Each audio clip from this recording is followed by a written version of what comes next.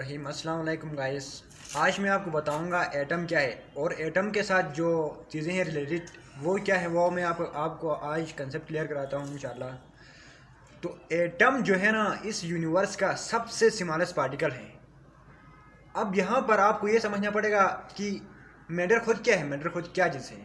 कोई भी चीज़ जो जगह ये रहे और वजन भी रखे वो मैटर है।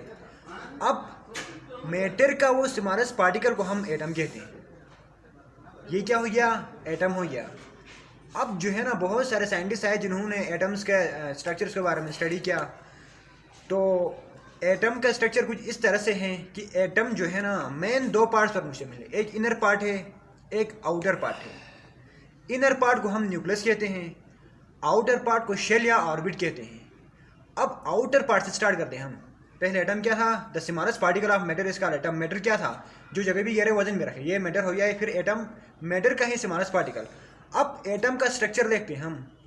एटम जो है ना, बेसिकली मेन दो पार्ट्स पर मुझे मिले, एक इनर पार्ट, एक आउटर पार्ट। इनर पार्ट का नाम हमने न्यूक्लियस रखा और आउटर पार्ट का नाम शेल या ऑर्बिट है। अब आउटर पार्ट में क्या है और इनर पार्ट में क्या है ये देखते हैं हम। आउटर पार्ट में जो है ना, कुछ चीज़ें रिवॉल्व करती हैं, वहाँ पर घूमती रहती हैं, उन जिनको हम इलेक्ट्रॉन्स कहते हैं। और इलेक्ट्रॉन्स जो है ना, नेगेटिव चार्ज कैरी करते हैं। ये था आउटर जो साइड नहीं है, आउटर हिस्सा, उसमें घूमने वाली चीज़ हो गई इलेक्ट्रॉन। और इलेक्ट्रॉन नेगेटिव चार्ज करती है, कैरी करती है।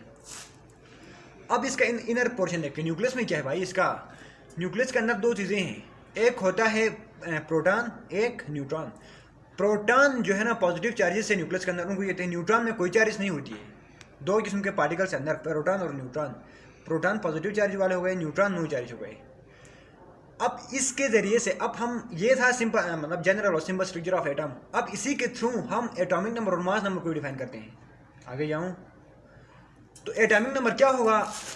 जो नंबर ऑफ प्रोटॉन नहीं, किसी भी एटम के न्यूक्लियस के अंदर, किसी भी एटम, मैंने कहा था एटम दो पार्ट्स से मुझे मिले, main inner part, outer part. Inner part कौन सा था? न्यूक्लियस था। अब उसके अंदर दो पार्टिकल्स थे, प्रोटॉन और न्यूट्रॉन। अब जो नंबर ऑफ प्रोटॉन नहीं है, उसका दूसरा नाम एटॉमिक नंबर है। प्रोटॉन को ही हम किसी और नाम दिया, प्रोटॉन का है एक और नाम दिया, उसको हम एटॉमिक नंबर भी कहते हैं।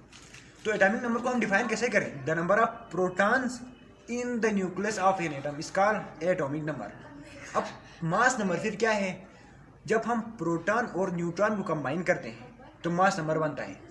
मतलब फॉर एग्जांपल हाइड्रोजन का नहीं, कार्बन का रहती है, कार्बन का एटॉमिक नंबर 6 है। उसके और एक और बात बताऊं पहले, इलेक्ट्रॉन्स और प्रोटॉन्स की तादाद बराबर होती है। प्रोटॉन्स और न्यूट्रॉन्स की तादाद कभी कभार बराबर होती है, कभी कभार नहीं होती है।